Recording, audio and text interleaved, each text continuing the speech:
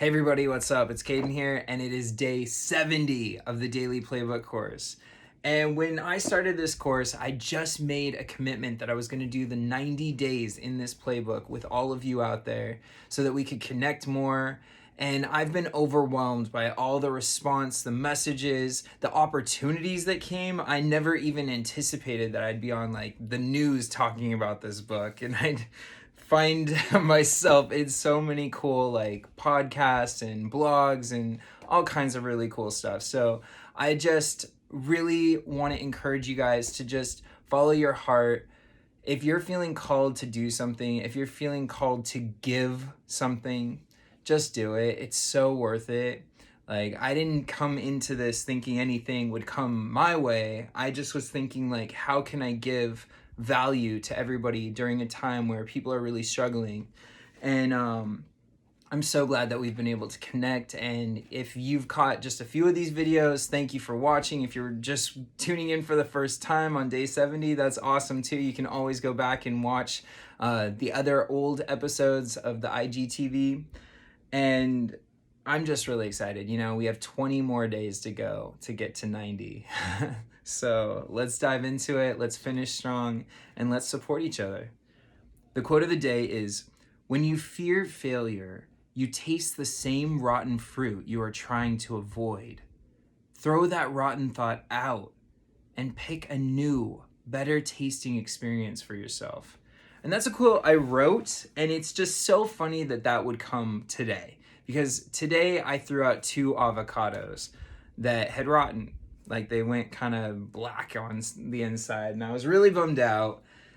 And because I love avocados, and I really wanted some guacamole. But to be honest, it was just another reminder that this is the path I'm supposed to be on. I feel like sometimes the universe just sends you signs, and it's just funny that this would be the quote of the day when that happens. So it was just a really cool sign. And it's also a great way for us to solidify in our brains that our thoughts are really powerful. So whatever thoughts you are thinking right now, they're creating a part of your experience. You know, if you have rotten thoughts all day, you're not going to feel that great moving out there into the world, right? You might be looking at kind of, you know, what's going wrong in your life because you've just tuned your brain to think in those ways. And you also might just be a little bummed out. Like, if you're thinking rotten thoughts, you're just going to feel kind of rotten.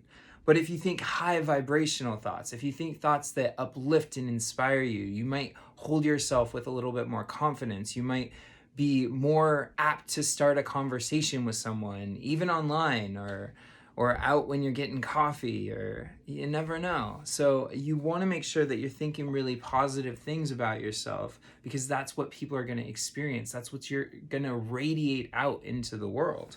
So the question or action for today is, do you fear failure? What does this fear cost you? So do you fear failure? Okay, that's a question that is really good to ask, and just sit with that answer. Do you fear failure? And if you find that you do, think about what that costs you. What does the fear actually cost you?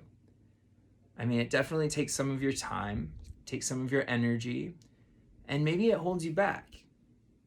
I know for myself in the past, when I've had a strong or an intense fear, it's kept me from really pushing through to that next level in my life. And that could have been something as simple as, you know, showing up to, you know, meetings where I didn't feel comfortable yet, or, you know, the first time I was on network television, I know I was petrified. I was so worried that I'd say the wrong thing, or I wouldn't, you know, show up as my best self. And these are all fears I had, but I pushed myself through it. And I'll be honest, there are times where I didn't push myself through. And looking back on my life, it's those moments where I wish I had shown up differently. You know, I don't believe that it's good to have, you know, a lot of regrets in life, but I do think there are teachable moments from the past. I think when we look at our past, we can think back to situations where you wish you had handled it differently. And that's what I take from those moments. Now, when those moments show up in my life, I seize the opportunity. I show up and I do my best. And that's the most any of us can do, right? We can just show up with everything that we have to offer and do our best. And the other thing that we can do is behind the scenes, we can be studying, we can be learning, we can be growing, we can be doing the inner work. You know, in this book, a lot of this is inner work, right? We're writing down our ideas, our thoughts. There's tons of room in the back to write all kinds of notes.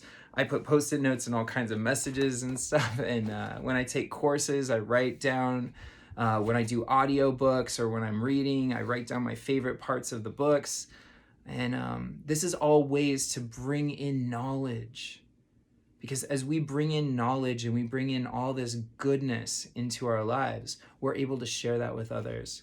So when we learn, we have this just desire to want to share.